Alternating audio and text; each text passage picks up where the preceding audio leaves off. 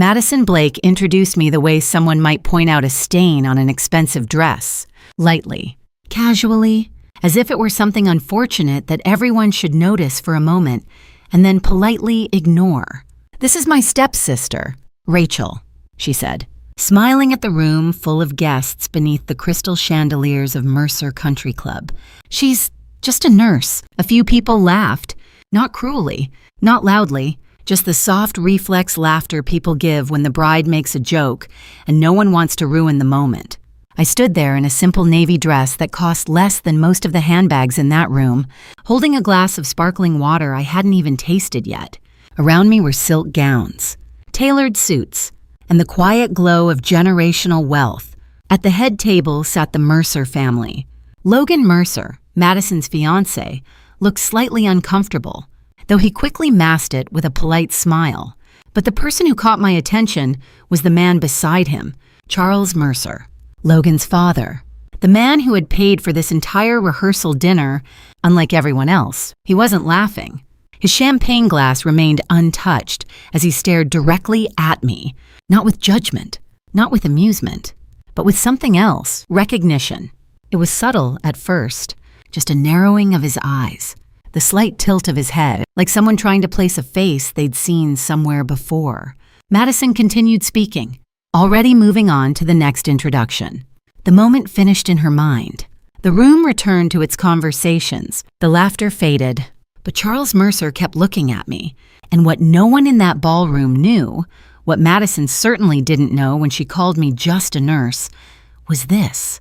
3 years earlier, on a rain-soaked stretch of highway outside Hartford, I had held that man's head steady in the wreckage of a twisted car for 47 minutes, long enough to keep him alive. And at that moment, as Charles Mercer continued to stare at me as if trying to remember something very important, I wondered something. Did he really recognize me? Would the most powerful man in the room remember that rainy night on the highway when a stranger had kept him alive for 47 minutes? Or was I still just a nurse in everyone's eyes? What do you think?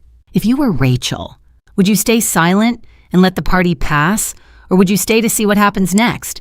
Write your thoughts in the comments below. I'll read them all. And if you want to know what happened after Charles Mercer started looking at Rachel as if he'd met her somewhere before, keep reading for the next part of the story. 3 weeks before the rehearsal dinner at Mercer Country Club, it all started with an envelope. It was tucked between my electricity bill and a promotional catalog I'd never signed up for. The envelope was cream-colored, thick and stiff. The kind of paper you could tell was expensive just by touching it.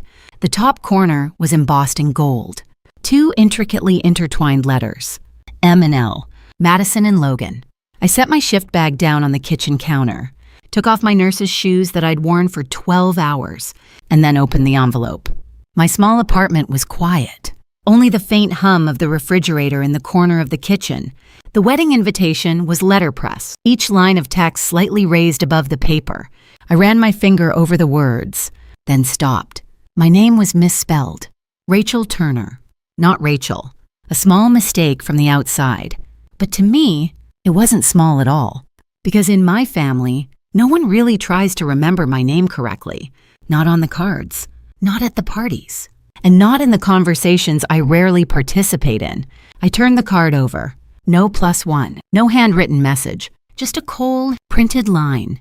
We request the honor of your presence. I set the card down on the kitchen counter and stared at it for a long time. To others, it was an invitation. To me, it was more like a summons. Madison didn't really want me at her wedding, but she wanted me on the list. She wanted to make sure I showed up at the right time, in the right place, and then disappeared from the perfect picture she was creating. In my family, that's always been my role. Show up when needed, and disappear when the story begins. I poured myself a glass of water, leaned against the kitchen counter, and stared at the card for a few more minutes. I almost threw it in the trash. Almost, because right then, my phone rang. The screen displayed a name I didn't see often, Stephen Turner. My father? I looked at the screen for a few seconds before answering. Rachel, he said. Yes. Have you received Madison's wedding invitation yet? I looked at the invitation in front of me. Yes, There was a brief silence on the other end of the line, as if he were considering something. "Madison really wants you to come," he said. "She thinks it would be meaningful if the whole family were there." I almost laughed, not because it was funny, but because I'd heard that phrase so many times. Family. Two words that for the past 20 years had always had an invisible asterisk next to them when it came to me. "Did Madison say that?" I asked. "Yeah," he replied quickly. "You know, she's stressed out with the wedding. There's so much to worry about." Of course, Madison always had so much to worry about, like making sure everything looked perfect, like making sure everyone in the room fit the picture she wanted to paint, and like making sure I didn't mess up that picture. "Okay," I said after a few seconds. "I'll come." My father breathed a sigh of relief. "Good," he said. "Madison will be thrilled." Then the call ended as quickly as it began. I put the phone down and looked at the invitation again. Madison would be thrilled. I knew exactly what that meant. That meant I would stand somewhere in the family photos. At the edge of the frame, it meant I would sit at the furthest table in the banquet hall. It meant I would smile at the right time, not at the right place, and not say anything that might upset Madison. In other words, I would do what I had done almost my entire life. I would remain silent. However, that night I couldn't fall asleep right away. After showering, I sat down on the living room floor, my laptop on my lap. I opened my browser and typed in a name, Logan Mercer. Immediately, a string of results appeared. Corporate lawyer, Georgetown graduate, member of a prestigious law firm in Hartford. Then I typed in another name, Charles Mercer. More articles appeared. Charles Mercer is the founder of Mercer Development Group, a real estate company that has transformed many old neighborhoods into upscale shopping malls throughout Connecticut. The press calls him a self-made entrepreneur, a man who started from nothing and built an empire. I switched to Madison's Instagram. Her account wasn't open to me, but it wasn't private either. I scrolled through the photos, family brunches, champagne glasses at sunset, my father in a blazer, Diane smiling brightly. Under each photo were the familiar comments. "Your family is perfect. Goals. So blessed." I looked through them all. In those dozens of photos, I wasn't in any of them. Not once. As if I never existed. I closed my laptop and sat quietly in my small apartment. Outside, the streetlights flickered on, their golden glow reflecting off the glass. The wedding invitation still sat on the kitchen counter. My name was still misspelled. But then I began to understand something. Madison didn't send that invitation because she wanted me there. She sent it because she wanted to control how I appeared. And 3 weeks later, at the Mercer Country Club, I would know exactly what role she had prepared for me. What Madison couldn't have foreseen was, that night, my very presence would shatter the perfect narrative she had been trying to construct for years. When people ask me what my childhood was like, I usually give them the short version. Normal, I say. It's easier than explaining what it feels like to slowly disappear inside your own home. The truth is, everything changed the year my father married Diane Blake. I was 9. Madison was 12. At first, it seemed like the kind of story people like to believe in. Two families coming together, a fresh start, a bigger house filled with laughter. That was certainly the version Diane liked to tell when neighbors asked how the transition was going. But inside the walls of that house, the architecture of the family shifted almost immediately. Madison's room was upstairs, bright and spacious, with tall windows that let sunlight spill across a white canopy bed Diane had picked out during one of their mother-daughter shopping days. My room used to be my father's study, a small space at the end of the hallway with a narrow bed, a desk, and a lamp that flickered every time the heater kicked on during the winter. At the time, I didn't question it. Children are very good at accepting the world exactly as it's handed to them. However, the differences didn't stop with the rooms. They showed up everywhere. Madison's school photos climbed the staircase wall year after year, each one framed carefully in matching silver frames Diane had ordered online. My photos were taken, too. They just lived in a drawer. Whenever guests came over, Diane would greet them at the door with her warm, practiced smile and say something like, "This is our daughter, Madison." Then, almost as an afterthought, she would add, "And this is Rachel, Stephen's daughter from before." The phrasing never changed. Not once. What hurt more than Diane's words, though, was my father's silence. Stephen Turner wasn't a cruel man. He never yelled at me. He never told me I wasn't wanted. He simply let the story be written without correcting it. And slowly, over the years, Madison became the center of that story. She was the one Diane took shopping for dresses, the one whose birthday parties filled the house with friends and balloons, the one who sat beside my father at the dinner table while I learned, without anyone saying it directly, that the seat at the edge was meant for me. Still, I tried. When you're a kid, you keep believing that if you do everything right, eventually someone will notice. So I called my dad every Sunday after I left for nursing school. At first, he would answer with the same sentence every time. "Hey, Rachel? I'm in the middle of something. I'll call you back." I always believed him. I always waited, but the call never came. Weeks would pass, sometimes months. Then eventually I would dial again, and he would answer like no time had passed at all, like the silence between us wasn't something worth mentioning. And for a long time, I convinced myself that was normal. Meanwhile, Madison learned something different about the world. She learned how to shape it. By the time she was in college, she had perfected the art of telling stories about our family that sounded far better than the truth. My father wasn't a hardware store manager. He worked in the hardware industry. Diane didn't cater small neighborhood parties. She had once run a private events business. Every detail was polished until the edges disappeared. And me, well, I rarely made it into those stories. Sometimes I was described vaguely as busy with work. Other times, I simply wasn't mentioned at all. At first, I thought it was accidental. Later, I realized it was intentional. Madison understood something very early in life that took me much longer to see. In her world, every person had a role. Some people elevated the picture. Others complicated it. And the complicated ones were easier to keep off camera. I didn't fully understand the scale of that decision until years later, when I saw the photos she posted online: Sunday brunch with our parents, holiday dinners, family vacations. Underneath every picture were comments from friends and acquaintances. "Your family is beautiful. Such a perfect life. So blessed." I stared at those photos longer than I should have, because in every one of them, something was missing. Or rather, someone, me. It wasn't that I had been cropped out. I had never been in the frame to begin with, and eventually, without realizing it, I stopped trying to step into it. Instead, I built my life somewhere else, a place where no one asked whose daughter I was, a place where what mattered wasn't how a story looked from the outside, but what you could actually do when someone's life was falling apart in front of you. That place was the emergency room. And while Madison spent years learning how to curate the perfect version of our family, I was learning something very different: how to hold pressure on a wound, how to stabilize a spine, how to keep someone breathing when everything around them was chaos.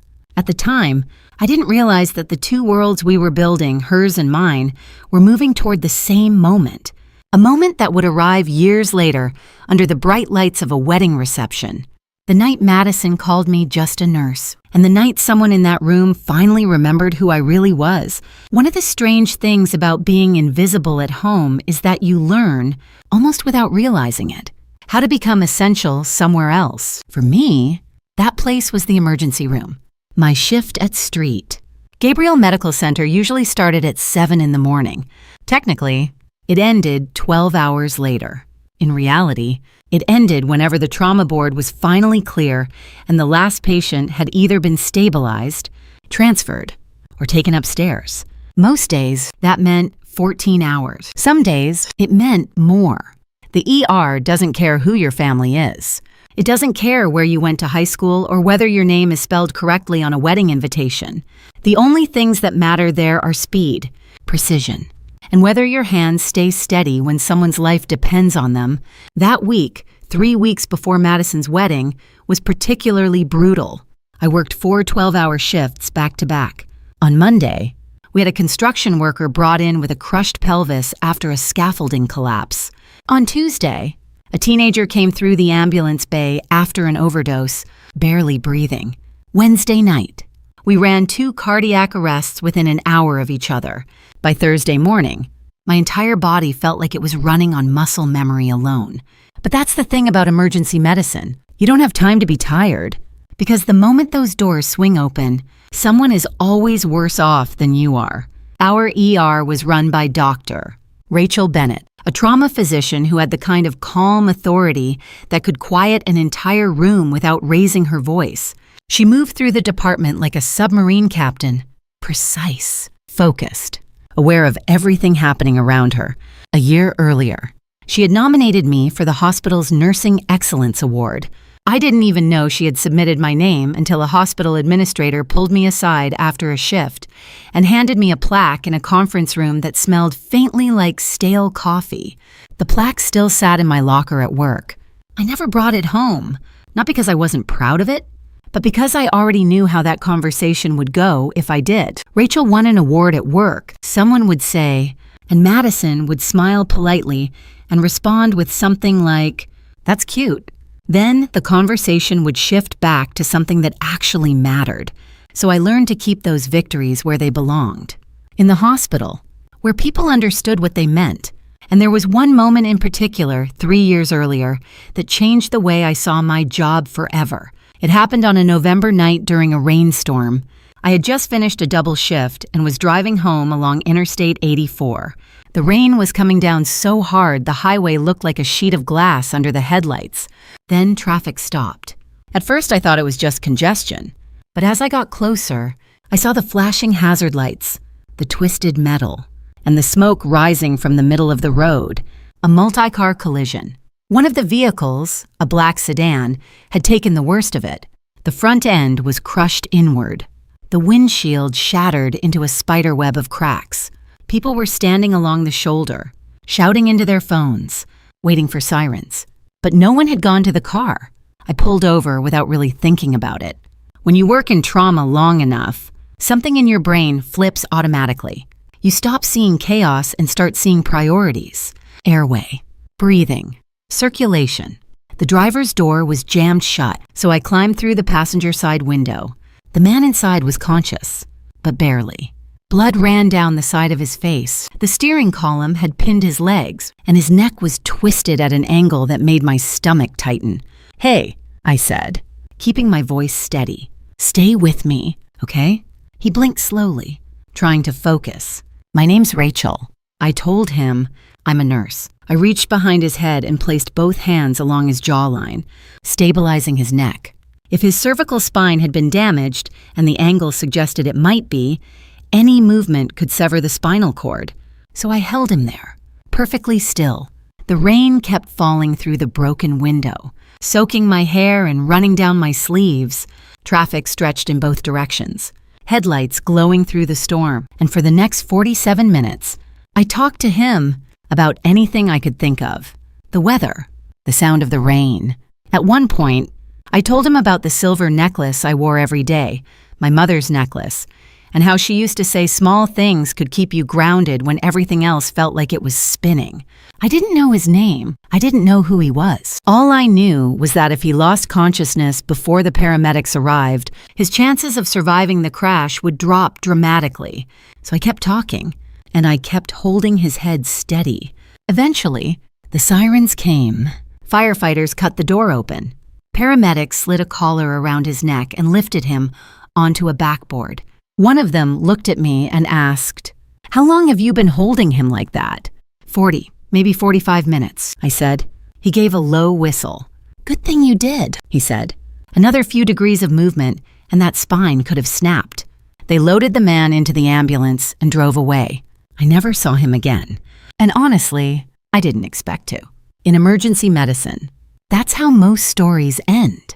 You do what needs to be done, and then the patient disappears back into the world. The next morning, I went back to work. Another shift, another set of patients, another set of lives balanced on the thin line between chaos and survival. No cameras, no applause, just the quiet understanding that sometimes the most important moments in someone's life happen when almost no one is watching.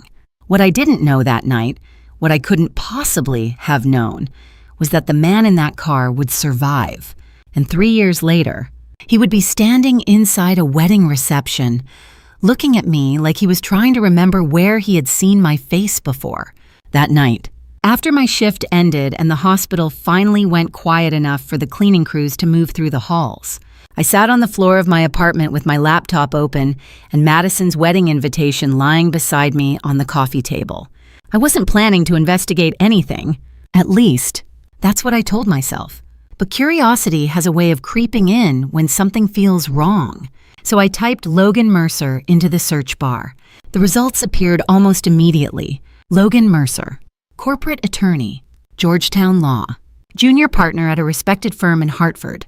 His name appeared in legal journals, charity event photos, and a few business publications that described him as a rising figure in corporate litigation. But the real headlines belonged to his father, Charles Mercer, founder of Mercer Development Group, real estate developer, self-made entrepreneur. According to one article, he had started with a single renovation project in his 20s and turned it into a company responsible for reshaping entire commercial districts across Connecticut. The kind of man business magazines like to profile: disciplined, strategic, quietly powerful. The article included a photo, Charles Mercer standing in front of a half-finished high-rise, wearing a hard hat and a tailored coat, looking like someone who had built his life one decision at a time. I scrolled further. There were charity galas, ribbon-cutting ceremonies, interviews about urban redevelopment, and in several of the more recent photos, standing beside Logan Mercer with a perfect smile and a carefully angled pose, was Madison Blake. My stepsister had inserted herself into a world that looked very different from the one we had grown up in. But then again, Madison had always been good at that. She understood something about perception long before most people our age did. She knew that if you told a story often enough and polished it carefully enough, people would eventually stop asking where the cracks were. So I closed the news articles and opened Instagram. Madison's account was public. It always had been. Not because she was careless, but because she understood that visibility was currency. Her page looked exactly the way I expected it to look. Curated, sunlit, effortlessly elegant. I scrolled slowly through the photos. There were pictures of brunch tables covered in linen napkins and gold-rimmed plates. Photos of Madison in white summer dresses, standing beside Logan in expensive suits, both of them laughing like their lives had always been this easy. There were family photos, too. My father in a navy blazer Madison had probably helped him pick out. Diane with fresh highlights and a new necklace I didn't recognize. Candles glowing on a polished dining table somewhere that looked far too expensive to be our house. Underneath every photo were the same kinds of comments. Your family is beautiful. Goals. Such a perfect life. I kept scrolling. And the longer I looked, the more something began to settle in my chest. Not anger, something colder. Because in all those photos, dozens of them across holidays, birthdays, and Sunday brunches, there was one consistent detail. I wasn't in any of them. Not once. At first, I thought maybe I had missed something, so I scrolled back again. But no matter how carefully I looked, the result was the same. Madison had built an entire public version of our family, and in that version, I simply didn't exist. For a long moment, I stared at the screen. Then I closed the app and leaned back against the couch. Because once you see something clearly, you can't really pretend you didn't. Madison wasn't just ignoring me, she was editing me out. And suddenly the wedding invitation made much more sense. She didn't want me at the wedding because I mattered to her. She wanted me there because I needed to be accounted for. In the photos, in the guest list. In the narrative, but only in the way she decided. That realization stayed with me for the next several days. Then, about a week before the pre-wedding brunch at the Mercer estate, I learned something that made the situation even clearer. I had stopped by my father's house to drop off a box of old books he had asked for. Diane was in the kitchen, and Madison was upstairs talking on the phone. I wasn't trying to eavesdrop, but the staircase in that house carried sound in a way that made privacy almost impossible. And as I stepped into the hallway, I heard Madison's voice, clear, confident, controlled. She was speaking to someone. I later guessed it must have been one of Logan's relatives. No, she'll be there, Madison was saying. We need her in the family photo. There was a pause while the person on the other end responded. Then Madison laughed softly. After that, just keep her in the background. The words hit harder than I expected, not because they surprised me, but because they confirmed something I had suspected for years. I wasn't a sister in Madison's world.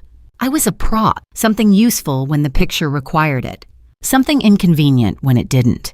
I stood in the hallway for another second, listening. Madison continued talking, her tone light, almost amused. "She's quiet anyway," she said. "Trust me, she won't cause any problems." Then she hung up. I didn't move for a long time. I had believed that maybe the distance between us was accidental, that maybe we had simply grown into different lives. But hearing those words stripped away the last illusion. Madison wasn't just leaving me out. She was placing me exactly where she wanted me, visible enough to maintain the appearance of family, invisible enough to protect the image she had built. And the strange thing was, the more I thought about it, the less angry I felt. Because if Madison needed to control the story that carefully, it meant the truth might be more powerful than she realized. I just didn't know yet how that truth would find its way into the room. 3 years earlier, on a rain-soaked highway, I had made a decision that felt ordinary at the time. I had pulled over. I had climbed into a wrecked car. I had held a stranger's life in my hands for 47 minutes. Back then, it felt like just another night in emergency medicine. But as the Mercer wedding drew closer, I was beginning to understand something. Sometimes the smallest moments in your life, the ones no one sees, have a way of returning when you least expect them. And when they do, they can change the entire story. The pre-wedding brunch was held the following Sunday at the Mercer estate. It sat at the end of a long, curved driveway lined with perfectly trimmed hedges that looked almost sculpted. The house itself was a massive stone colonial, the kind you usually only see in architecture magazines, tall windows, ivy climbing along the outer walls, and a wide lawn that stretched toward a garden filled with late summer roses. I parked my Honda Civic between a silver Porsche Cayenne and a black Mercedes S-Class. For a moment, I didn't get out of the car. My hands stayed on the steering wheel as I looked at the house, reminding myself that this was just one afternoon, one event before the wedding, a few polite conversations, a few photographs. Then it would be over. Eventually, I stepped out and walked toward the entrance. Inside, the house smelled faintly of fresh flowers and expensive candles. Caterers moved quietly between rooms carrying trays of pastries and champagne flutes. Guests were already gathering in the main living room, voices blending together in the soft murmur of polite conversation. Madison stood near the center of the room. She wore a pale blue dress and had positioned herself exactly where the light from the tall windows fell across her shoulders. Logan stood beside her, one hand resting lightly on her back as they spoke with a couple I assumed were his parents. From a distance, the scene looked almost effortless. Madison laughed at something Logan's mother said, tilting her head just slightly in the way she had practiced since high school open. Warm, confident, the kind of smile people instinctively trust. I stayed near the edge of the room, unnoticed for a few minutes, then asked a passing caterer where the restroom was. "Down the hall to the left," she said, pointing toward a quieter part of the house. I followed the hallway, passing several closed doors until I reached one that stood slightly open. Inside was a study. I didn't mean to stop, but something about the room pulled my attention. Floor-to-ceiling bookshelves lined the walls, and in the center stood a large cherrywood desk with a decanter of amber whiskey sitting beside a crystal glass. But what caught my eye wasn't the desk. It was the wall behind it. Framed business awards and newspaper clippings covered most of the space, documenting decades of projects and accomplishments. And right in the middle of those frames was a photograph, a hospital room. A man lying in a bed with oxygen tubing beneath his nose. His face was bruised and partially wrapped in bandages. Next to the frame was a small handwritten card, "To the stranger who kept me alive." Below it was a yellowed newspaper clipping. The headline read, "Local businessman survives highway crash thanks to off-duty nurse." I stepped closer.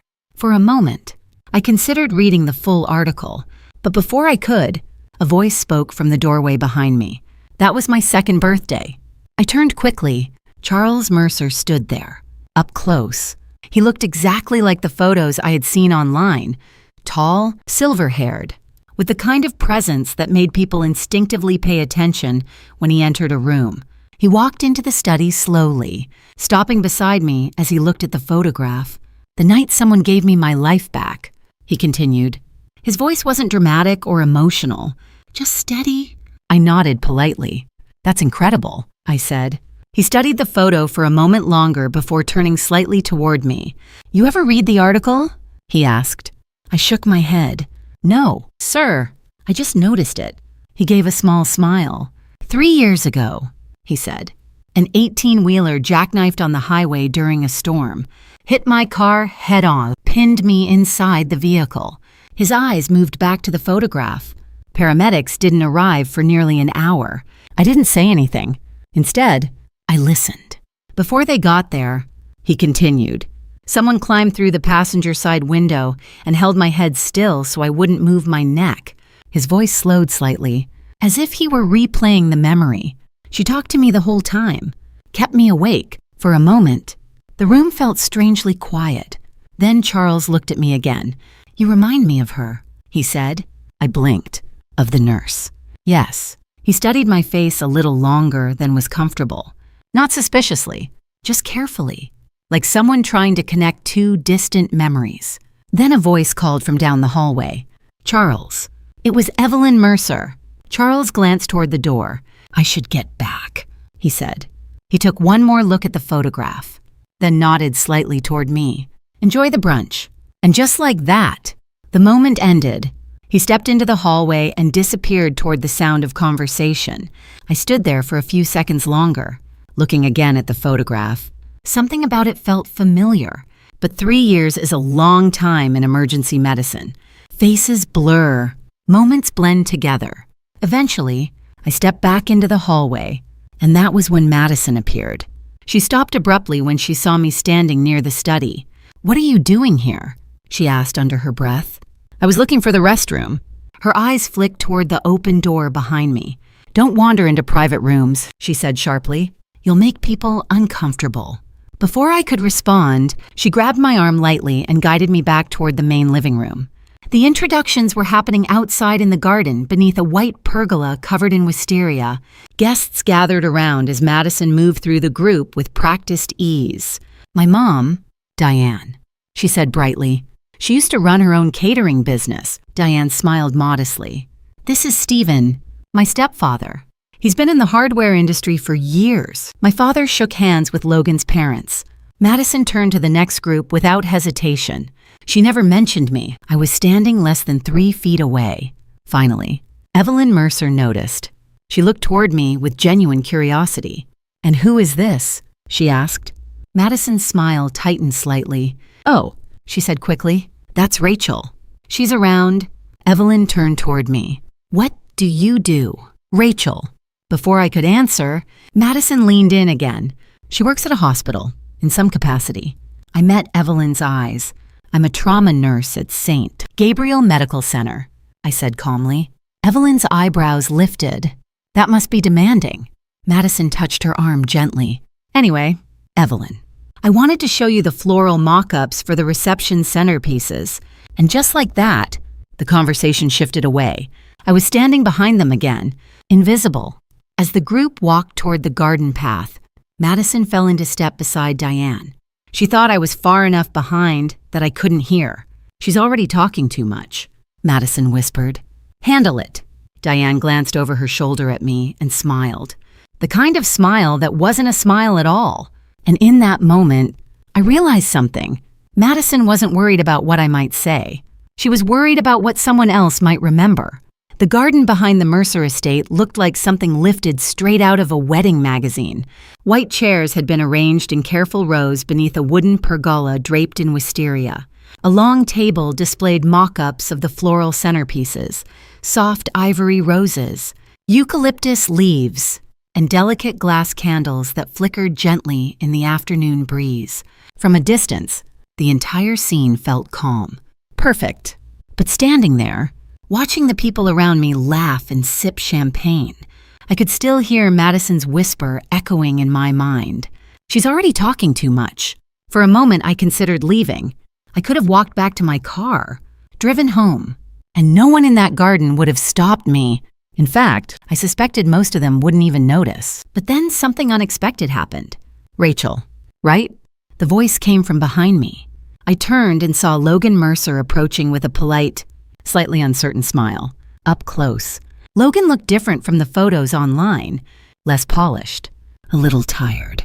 Maybe like someone who had spent too many weeks juggling wedding plans and family expectations. Yes, I said. Rachel. He nodded. Madison mentioned you earlier. That statement hung in the air for a moment because I knew exactly how she had mentioned me, or rather, how she hadn't. Still, Logan continued speaking. I heard you work in trauma medicine. I'm a nurse, I said. Emergency department. He let out a quiet breath. That must be intense. Sometimes. There was a pause between us. Not awkward exactly, but thoughtful. Logan looked toward the far side of the garden where his father was speaking with several guests. You know, he said slowly, my dad has always had a lot of respect for people in medical fields. That's good to hear. He nodded again. He says they see the truth about life faster than most people. I followed his gaze toward Charles Mercer. Across the garden, Charles stood near the pergola speaking to a small group of guests. Even from a distance, he carried the quiet authority of someone used to leading conversations without raising his voice. Logan continued. 3 years ago, he survived a crash that almost killed him. I heard, I said carefully. Logan looked surprised. You did? I saw a photograph in the study. He relaxed slightly. Oh, yeah. He keeps that there as a reminder. A reminder of what? That life can change in a single moment, Logan replied. His eyes drifted again toward his father. The doctors told him later that if his neck had moved even slightly before the paramedics arrived, he wouldn't have made it. The garden breeze rustled through the wisteria overhead. For a second, I felt the ghost of cold rain on my hands. Logan spoke again. The crazy part is, we never found the nurse who helped him. My heart skipped once. What do you mean? She left before anyone could get her name, Logan said. Dad's tried to track her down for years. He shook his head lightly. Private investigators, hospital records, nothing. And why was it so important to find her? I asked quietly. Logan looked genuinely puzzled by the question. Because she saved his life. He said it simply, like it was the most obvious thing in the world. And for a moment, neither of us spoke. Then Logan smiled faintly. Anyway, he added, Dad still says one day he'll recognize her if they ever meet again. Before I could respond, Madison's voice cut across the garden. Logan. We both turned. Madison stood near the floral table, her smile bright but her eyes sharp. Can you come here for a second? Logan glanced back at me. Duty calls, he said lightly. Then he walked toward her. I stayed where I was. From across the lawn, I could see Madison speaking to him quickly, her expression tight. Logan responded calmly, but Madison's posture stiffened. Eventually, she glanced in my direction. Her eyes narrowed for half a second. Then she turned back to Logan and said something else. A moment later, he nodded and moved away toward the pergola again. Madison, however, started walking toward me. Slowly, deliberately, when she reached me, her smile returned, but it looked different now, more controlled. You seem very comfortable here, she said softly. I'm standing in a garden, I replied. Her eyes flicked briefly toward the house. You were talking to Logan for quite a while. He started the conversation. Madison folded her arms. That's not really the point. Then what is? Her voice dropped lower. You need to remember why you're here. I waited. Madison leaned slightly closer. You're here because you're family, she said, which means you're here to support me. I am supporting you. Good, she said quickly. Then her smile widened again. Because the last thing we need right now is unnecessary attention. Behind her, the brunch continued. Laughter, glasses clinking, someone testing music for the wedding reception speakers. Madison glanced over her shoulder toward the pergola again, where Charles Mercer was now speaking to another group of guests. Then she turned back to me, and for the first time that afternoon, there was something unmistakable in her voice, not irritation. Not arrogance, fear. You should probably stay near the back of the group, she said quietly. Why? Madison held my gaze for a long second. Because, I realized suddenly, she wasn't afraid of what I might say. She was afraid of who might remember me first. For the rest of the brunch, Madison made sure I stayed exactly where she wanted me, near the back, close enough to appear included, but far enough that no one important would linger too long in conversation. At least, that was the plan. The guests gradually gathered beneath the pergola as the event coordinator began explaining the seating arrangements for the rehearsal dinner and the wedding ceremony. People moved their chairs slightly closer together, creating small clusters of conversation. Madison stood at the center of it all, effortlessly directing the flow of attention.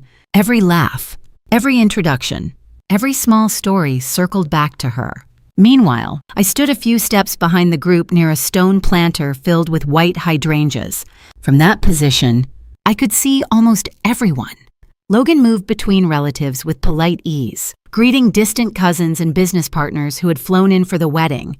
Diane stayed close to Madison, occasionally stepping in to reinforce whatever story Madison happened to be telling.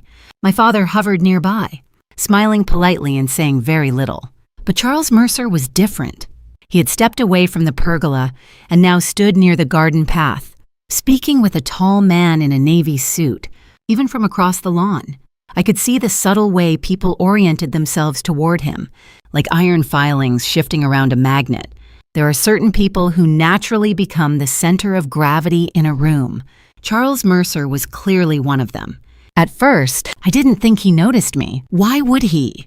From his perspective, I was just another guest standing quietly in the background.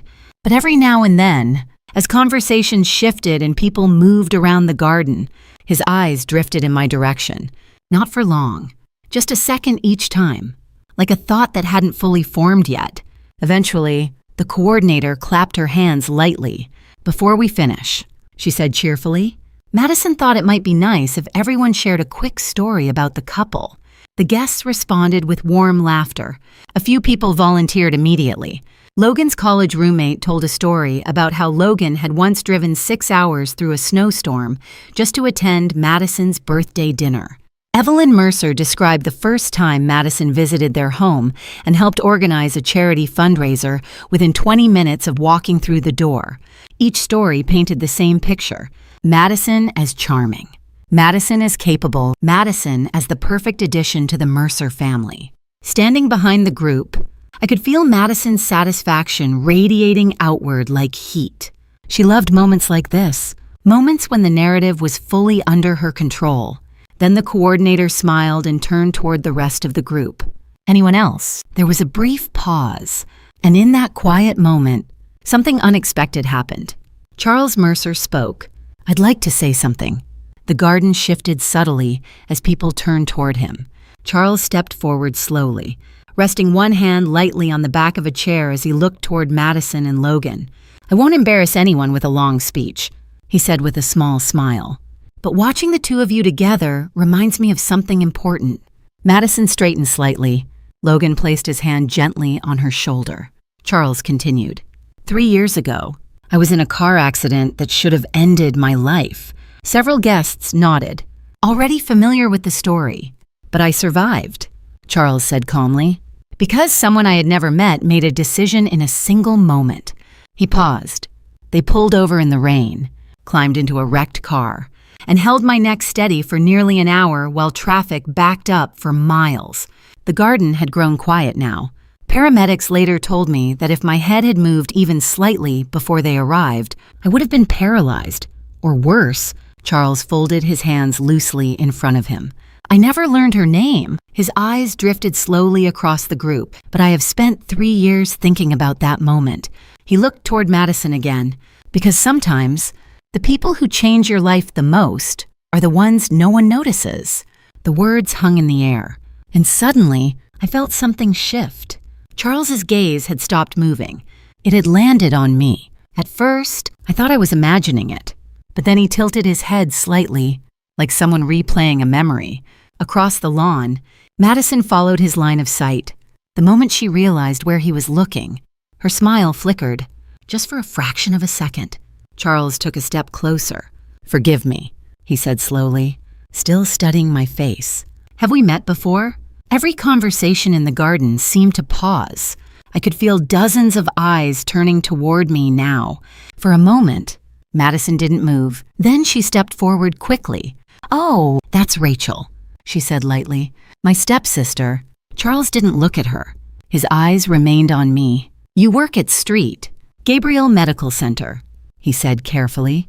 It wasn't a question. Madison's voice cut in again. "She's a nurse," Madison said quickly. "Just a nurse?"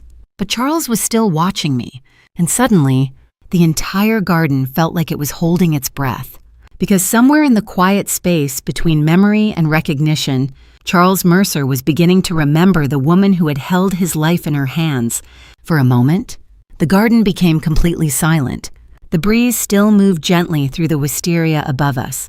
Glasses clinked faintly somewhere near the catering table, but the quiet between those sounds felt heavier now, like the entire gathering had shifted its attention toward one single point.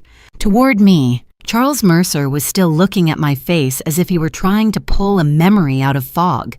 "You work at Street, Gabriel Medical Center," he repeated slowly. Madison moved quickly. She stepped slightly in front of me, her voice bright and controlled. "Yes, she does," Madison said with a small laugh. "But Rachel mostly handles routine things, nothing like what you're talking about." Her words were smooth, carefully chosen, but they didn't change where Charles was looking. He tilted his head slightly. "Routine things?" he asked. Madison nodded lightly. "You know, hospital work, scheduling, general nursing duties." I felt the familiar instinct to stay quiet. For most of my life, that had been the easiest choice. Silence avoided conflict. Silence avoided embarrassment. But this time something inside me shifted. So instead of letting the moment pass, I spoke. "I'm a trauma nurse," I said calmly. The words landed softly, but they carried further than Madison expected. Several guests turned more fully toward us. Charles didn't blink. "I thought so," he murmured. Madison's smile tightened. "Oh, Rachel always downplays what she does," Madison said quickly, as if trying to steer the conversation back into safer territory. But Charles raised one hand slightly, not aggressively, just enough to pause the interruption. His eyes never left mine. "3 years ago," he said carefully, "the nurse who helped me kept talking the entire time. I felt the rain again in my memory, cold drops sliding down my sleeves, traffic lights flashing through the storm." Charles continued. "She told me about a necklace she wore every day, something her mother had given her." My hand instinctively moved toward the thin silver chain resting against my collarbone. It was such a small gesture, but Charles saw it. His breath caught slightly. "That's not possible," Madison said quickly. Her voice had changed now, less confident, more urgent. Charles finally turned toward her. "Why not?" he asked calmly. Madison hesitated. "Well, because that nurse left before anyone could identify her." Charles nodded slowly. "Yes." Then he looked back at me again. "And yet," he said. I never forgot her voice. The guests around us were no longer pretending not to watch. Logan stepped closer, confusion written clearly across his face. "What's going on?" he asked. Charles spoke without taking his eyes off me. "I believe your stepsister may have saved my life." The sentence landed like a stone in water. Ripples of murmurs spread through the garden. Madison reacted immediately. "That's ridiculous," she said. Too quickly, too sharply. Charles looked at her again. "Is it?" Madison forced a small laugh. "Rachel never mentioned anything like that." Her eyes flicked toward me, warning flashing inside them, but I answered honestly. "No one ever asked." That simple sentence changed the atmosphere entirely. Charles took another step closer. "How long did you hold my neck in place?" he asked quietly. The number came back instantly. 47 minutes, I said. His shoulders lowered slightly, like a puzzle piece finally sliding into place. "That's exactly what the paramedics told me." Logan stared at both of us, stunned. "You mean you're the nurse?" I shrugged lightly. "I was just driving home from work." Charles shook his head slowly. "No," he said. "You were the difference between my life ending on that highway and everything that happened afterward." Madison stepped forward again, her voice tight. "This is getting a little dramatic." Charles turned toward her calmly. "Your stepsister held a stranger's spine in place for nearly an hour during a rainstorm," he said. I'd say that qualifies as dramatic. Madison's jaw tightened. I'm sure Rachel is exaggerating the story. Charles didn't argue. Instead, he looked at Logan. Son, he said quietly, do you remember what the neurosurgeon told us? Logan nodded slowly, that if your neck had shifted even slightly before the ambulance arrived, he didn't finish the sentence. He didn't have to. Charles turned back to me. I've spent 3 years trying to find the person who saved my life, he said, and she was standing in my house today. The garden had grown completely still now. Even the caterers had paused. Madison's voice dropped lower. Rachel doesn't like attention, she said quickly. That's why she never told anyone. Charles studied her for a moment. Then he looked back at me. Is that true? He asked gently. I considered the question. Then I answered honestly. It just didn't feel like something that needed telling. Charles exhaled slowly. Well, he said, I strongly disagree. He turned toward the group of guests gathered under the pergola. Ladies and gentlemen, he said clearly, I would like you all to meet the woman who saved my life. The words carried across the garden, and suddenly every conversation stopped. Every pair of eyes turned fully toward me. Madison stood beside me, frozen, because in a single moment, the story she had carefully managed all afternoon had completely unraveled. The person she had tried to keep in the background had just become the center of the entire room. For a moment after Charles Mercer spoke, the garden seemed to freeze, not in the dramatic way movies show silence, but in the subtle, human way that happens when people suddenly realize something important has just been revealed. The quiet conversations stopped. Champagne glasses paused halfway to lips, and dozens of people turned toward me. I had spent most of the afternoon being carefully placed at the edge of the gathering. Now, without warning, I was standing in the very center of it. Charles Mercer stepped forward slowly, up close. The lines on his face were deeper than I had noticed before, but there was something steady and unmistakably sincere in his expression. Rachel, he said, speaking my name with a kind of deliberate respect. He extended his hand. I hesitated for half a second, then shook it. His grip was firm. Thank you, he said simply. It wasn't loud. It wasn't theatrical, but the words carried weight in a way that made the entire moment feel real. Behind him, Logan stepped closer. You're serious? Logan asked. Still trying to process what he had just heard, Charles nodded. I'm very serious. Logan looked at me again, this time with a completely different expression than earlier. You never told anyone? He asked. I shrugged slightly. I was just doing my job. Charles gave a quiet laugh. That's exactly what the paramedic told me you would say. He turned back toward the group gathered under the pergola. 3 years ago, Charles continued, I was trapped inside a crushed car on Interstate 84 during a storm. My spine had already been compromised in the impact. The guests listened carefully now. Rachel here climbed into that vehicle and stabilized my neck until emergency crews arrived. Without that decision, I wouldn't be standing here today. A low murmur moved through the crowd. Someone near the front whispered, That's incredible. Charles shook his head slightly. No, he said. It's something much rarer than incredible. He looked at me again. It's courage. The word hung in the air. I could feel heat rising to my face. I really didn't do anything special, I said quietly.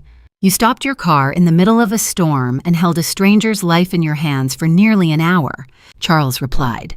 That qualifies. Behind him, Evelyn Mercer stepped forward. She studied me with warm curiosity. You're the nurse Charles has been talking about for years, she said softly. I blinked. He's been talking about me. Oh yes, she said. Every anniversary of that accident.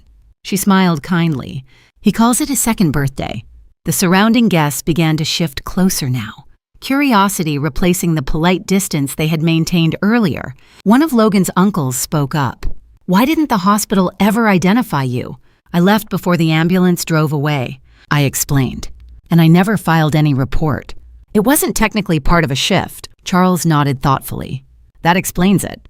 Logan ran a hand through his hair. Dad hired investigators trying to track you down, he said. That seems unnecessary. Charles shook his head. It wasn't. Then he turned toward the group again. There are many people in this world who build impressive things, he said.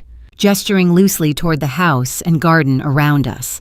But very few people choose to stop their lives for a stranger when it matters most. His eyes returned to me. That's the kind of person worth recognizing. For the first time since the conversation began, I glanced toward Madison. She hadn't moved. Her posture remained perfectly straight, but the brightness had drained from her smile. Diane stood beside her, whispering something under her breath, though Madison barely reacted. The spotlight Madison had spent months preparing for, the attention she had carefully arranged with guest lists, seating charts, and curated stories, had shifted, and there was nothing she could do to stop it. Charles turned slightly and gestured toward one of the chairs near the pergola. "Rachel, please," he said, "come sit with us." It wasn't a request. It was an invitation spoken with quiet authority. Several guests stepped aside automatically to make room. I walked forward slowly, still trying to process how quickly the afternoon had changed. Logan pulled out a chair beside him. "Here," he said. "Thank you."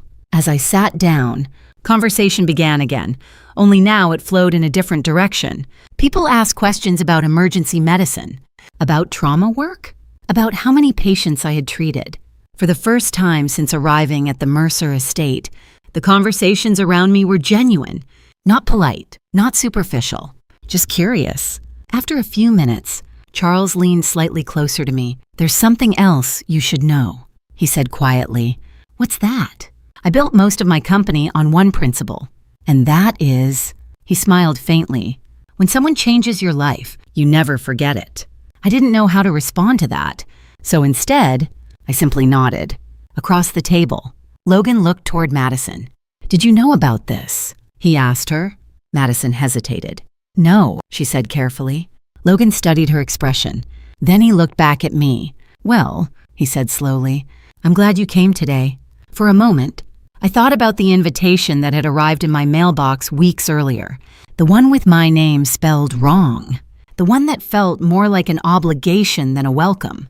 And yet, somehow, it had brought me here, to this moment, to a garden full of people who now knew the truth. Charles Mercer lifted his glass slightly. "Ladies and gentlemen," he said warmly, "I think this brunch just gained a much more interesting guest." Soft laughter rippled across the group, and somewhere behind us, Madison Blake realized something she had never planned for. The story she had tried to control no longer belonged to her. For the next few minutes, the garden slowly returned to life. Conversations restarted. Chairs shifted. Someone from the catering staff quietly refilled glasses that had been forgotten during the unexpected revelation. But even though the brunch resumed, the atmosphere had changed in a way that everyone could feel. Earlier, the attention of the gathering had revolved almost entirely around Madison and Logan. Now the energy had shifted. People kept glancing in my direction. Some of the guests approached with genuine curiosity.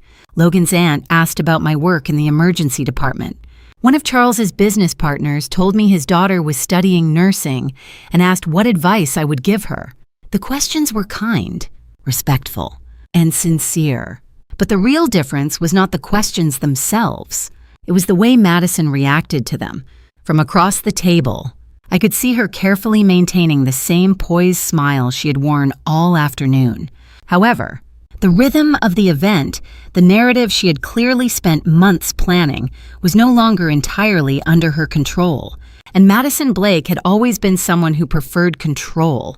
Eventually, she stood up. "Well," she said brightly, clapping her hands together lightly, "this has been a wonderful brunch, but we still have a rehearsal dinner to prepare for tonight." Her voice was cheerful, confident, but there was an edge beneath it now. Logan glanced at her, slightly surprised by the sudden change in tone. "Already?" he asked. Madison laughed softly. "You know how these things go? Schedules, timelines, vendors." Then she turned toward me. "Rachel, could you help me inside for a moment?" The request sounded polite, but the way she held my gaze told me it wasn't optional. I excused myself from the table and followed her through the French doors into the house. The difference between the garden and the interior was immediate. Outside, sunlight and voices filled the space. Inside, the hallways felt quiet, cool, controlled. Madison walked ahead of me without speaking until we reached the same study I had briefly entered earlier. Once inside, she closed the door behind us. The click of the latch sounded louder than it should have. For a moment, she stood with her back to the door, arms folded. Then she turned. "What exactly are you doing?" she asked. Her voice was low now, stripped of the sweetness she used in front of guests. "Standing in a garden," I replied calmly. "Don't do that," Madison snapped. "Do what?" "Play innocent." I leaned slightly against the edge of the desk. "I'm not playing anything." Madison took a slow breath, clearly trying to regulate her frustration. "You know what I mean?" she said. "No, actually, I don't."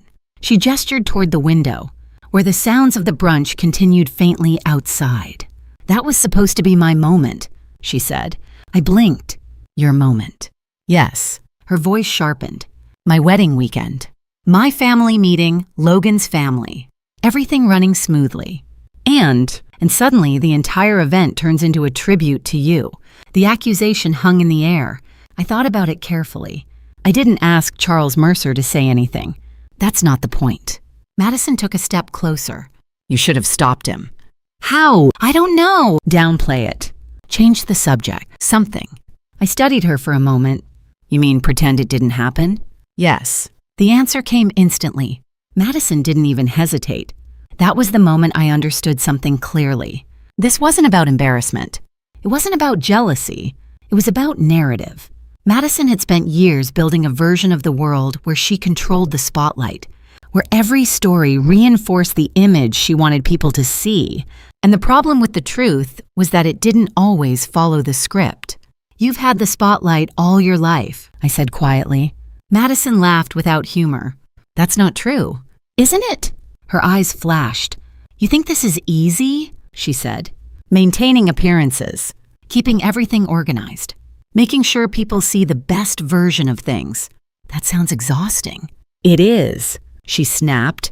Then she stopped suddenly, as if realizing how the conversation sounded. She looked away for a moment before speaking again. "You don't understand," she said more quietly. "Then explain it."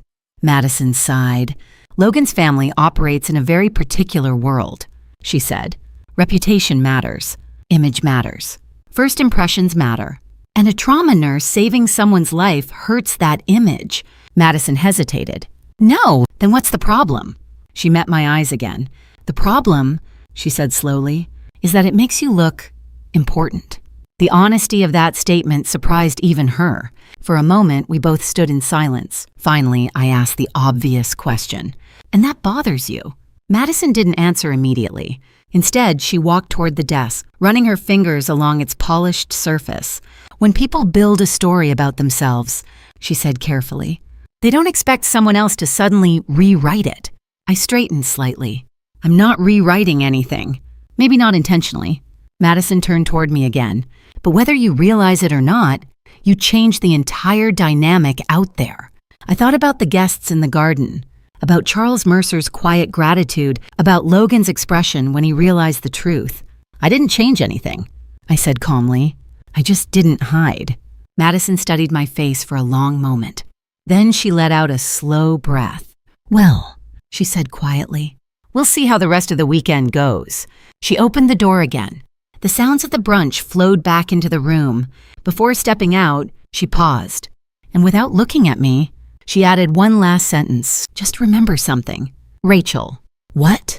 Madison's voice returned to its polished, social tone. "Every wedding has surprises." Then she walked back toward the garden, leaving me alone in the study with a realization that had just begun to form. The weekend wasn't over yet. And Madison Blake had clearly decided the story still needed another chapter.